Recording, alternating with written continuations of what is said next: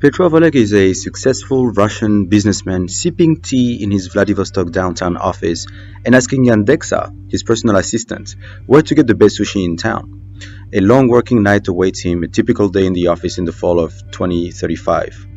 The world has changed a lot since Petrov graduated from business school back in 2018.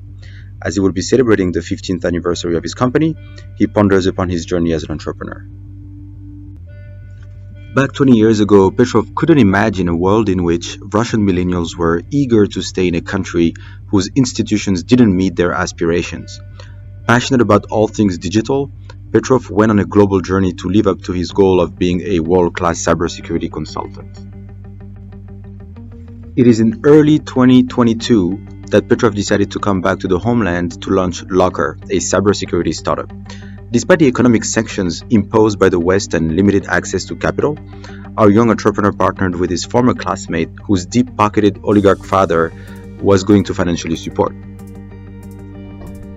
3 years later, few weeks before the elections, thousands of young Russians from the opposition gathered to Bolotnaya Square to express their anger at the regime. Many were hurt by the police, and a 27-year-old woman, Natasha, was beaten to death. Never had Petrov ever thought that such traumatizing tragedy would become a pivotal moment in the Russian millennials' mind.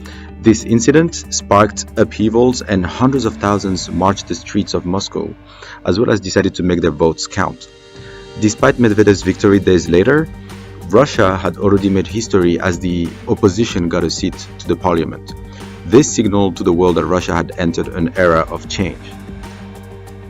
In 2030, Russian Zuckerberg Pavel Durov had returned home like many others after having left the country for decades.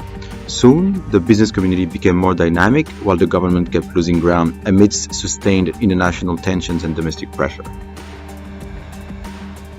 As a result, the GDP grew to $3.2 trillion by 2035. The government strived to incentivize entrepreneurship, as it was not only eager to tame the ruthless ardor of its youth, but also believed in the power of technology as a means to dominance.